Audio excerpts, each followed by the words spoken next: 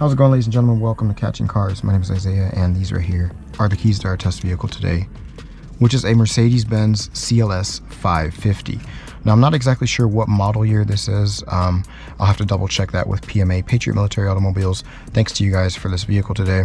So we're gonna go ahead and take this out on the Autobahn. I'm just gonna tell you guys a little bit of what I think of it. We're not gonna be able to do a timed acceleration run here because we don't have a straight part of the Autobahn.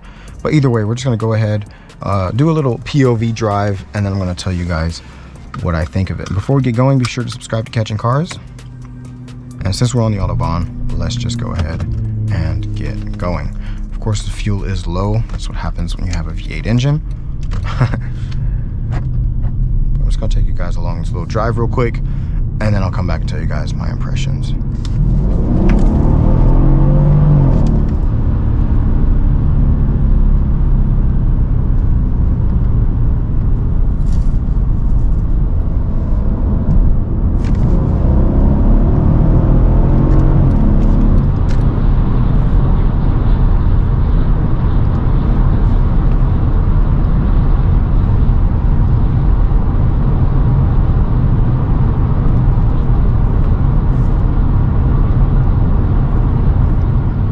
Alright, so what do I think of the CLS 550? Since it is restricted here anyway, I'm going to go ahead and tell you guys my impressions of it. Now, I've only been driving this for a few minutes, to be honest, but I've always had a little soft spot for these. I think they look really nice and very timeless on the exterior. I think this is still, to this day, one of the best looking four-door coupes that has came out. Of course, the first generation CLS was the first one to actually be a four-door coupe.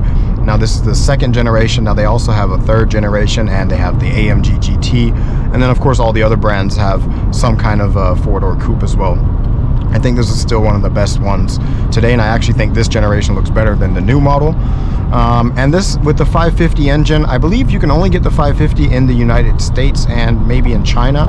I think in Europe you either get the 500 or the 63. I'm gonna go ahead and floor it here one more time so you guys can get a little bit of that power. Not sure if we're gonna have much room.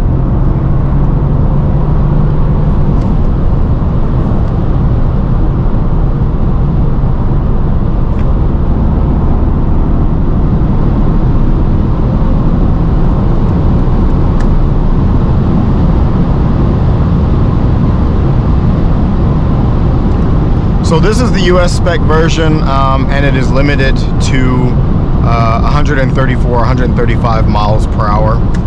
But either way, it gets up there really quick, and I'm sure you can have that limiter removed as well.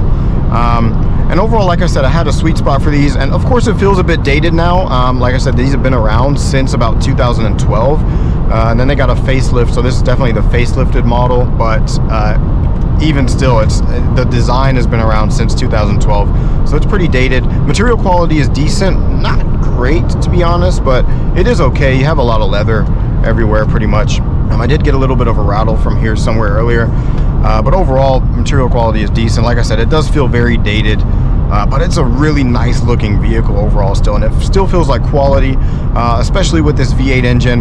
You have enough power to just, you know, pass pretty much anybody you want to. I'm surprised that M4 wasn't trying to race us there. I think an M4 would probably be a bit faster, but still, this is definitely no slouch. And I can definitely recommend checking one of these out if you can get your hands on one.